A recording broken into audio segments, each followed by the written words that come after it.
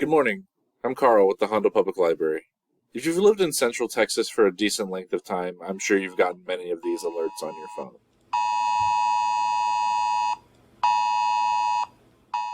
This is a map of Flash Flood Alley, where masses of warm Gulf air hit the Balcones escarpment, condensing the moisture within and leading to precipitation.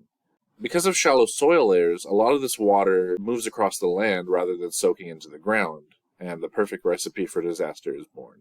Today we'll look at our closest big city, San Antonio, and explore its relationship with flooding. What infrastructure is in place to protect against flooding, and how has this infrastructure influenced the city's development? Let's answer this question and more in today's chapter of Monday Memories. San Antonio's most historic landmark, the Alamo, didn't always exist at its current location. The original sites were abandoned because of flooding from hurricanes, so right off the bat, in Texas history, we have an example of how flooding influenced settlement patterns. The arrival of the railroad to San Antonio meant that the city began to urbanize and grow rapidly. This change was good, but it also meant that future floods would be more destructive as there were more people living in a denser area. In 1913, two major floods struck San Antonio. Those floods were mentioned in conversation and in the papers for years after it had passed. A representative from the U.S. Forest Service, William Ash, met with the Texas State Board of Water Engineers in the days after the flood. His warning to the city was urgent. Cities of Texas will continue to be devastated by flood, and alluvial lands will be flooded and perpetually destroyed until a comprehensive system of flood water control is designed and put into execution. Clinton Brown, San Antonio's mayor during the 1913 floods, often spoke of the Olmos Plan, a proposed damming of the Olmos Creek. This creek, a tributary of the San Antonio River which joined the river slightly north of downtown, was where most of downtown San Antonio's floodwaters came from. When its banks overflowed, the water rushed directly into the central business district. No one could agree on how the dam should be built, or even how to raise the necessary funds, so the project never gained any traction. Because of this, tragedy would strike again within less than a decade. From September 7th to September 9th, 1921, the remnants of a Category 1 hurricane that had recently made landfall in Mexico brought 20 inches of rain to San Antonio and its surrounding communities. The storm cost San Antonio $19 million, which, when adjusted for inflation, is around $275 million today. By the time the floodwaters had receded from the city's west side, a zone 2 miles long and half a mile wide had been destroyed, with buildings swept away and human and animal corpses buried in massive piles of debris. When reporting to the press, Mayor Orlando Black reported that the condition in San Antonio is exaggerated. The loss of life is less than 50. The city is able to care for itself and does not need outside help. In 2 more days, all will be normal. He may have been simply trying to keep the city calm, but his words downplayed the situation massively. His claim about loss of life is especially deceitful. Officials only counted a fatality if a body was identified. As such, all the nameless bodies floating down the river were ignored in the official count. Modern estimates place the death toll as closer to 200 and possibly as high as 500. Mayor Black eventually did request aid from the state, but Governor Pat Neff declared that the state was not in a position to give the relief requested, and instead enlisted the help of the United States Army. Back in San Antonio, the mayor had called a meeting of engineers to assess the Olmos Basin area as well as the San Antonio River and get an estimate of how much a flood prevention system would cost.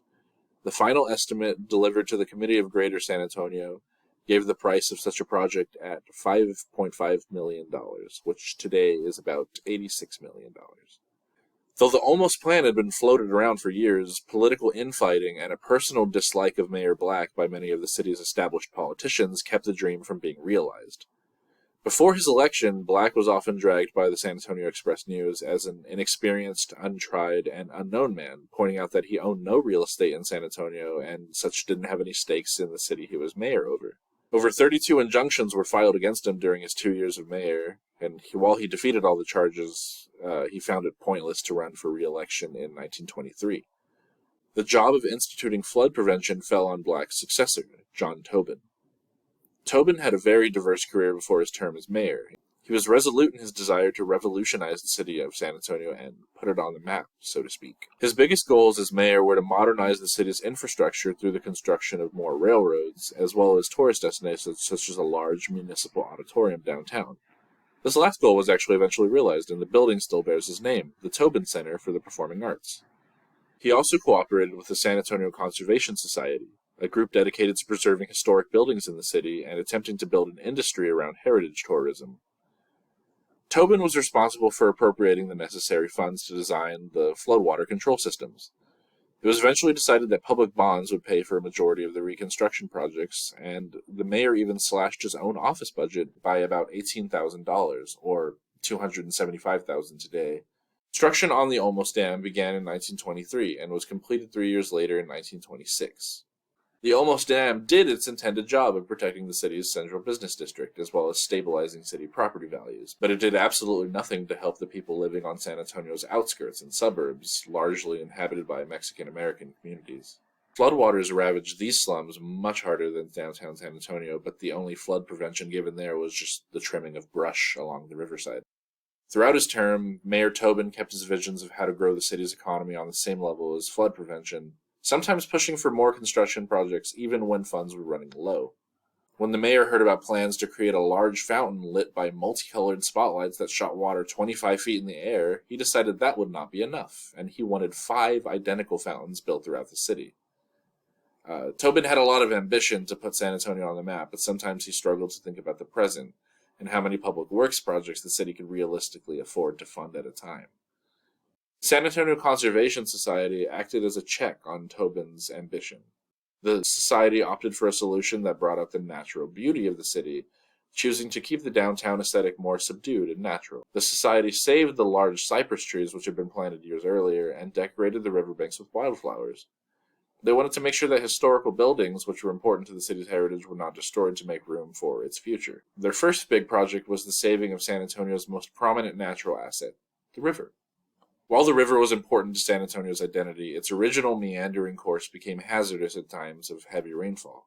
The river's many bends often caused debris to pile up at the sharper turns, and the water level rose faster because of the blockages. The course of the river was straightened a bit, with some more picturesque bends in the river being floodproofed with the additions of gates and cutoff channels. Architect H. H. Hugman said of the river in 1929, "We have a priceless beauty spot in our river and could easily make it so that houses, even business places, could be remodeled to face the river, instead of turning their back doors to it."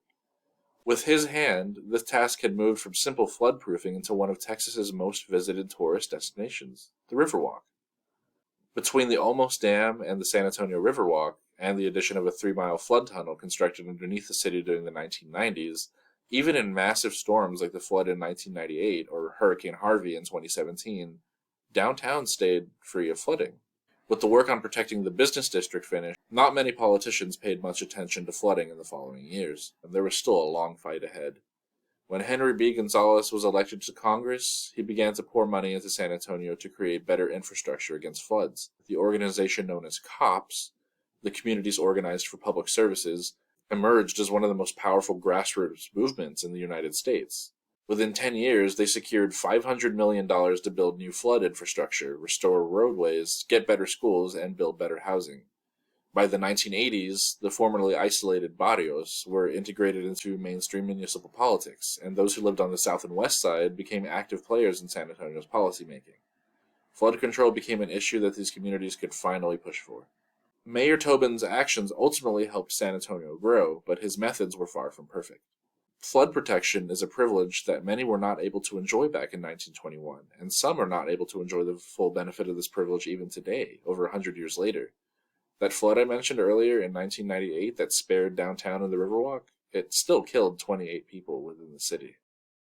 Many questionable decisions were made throughout the city's history, and the weight of these decisions has carried through the generations. But that doesn't mean that they are indelible.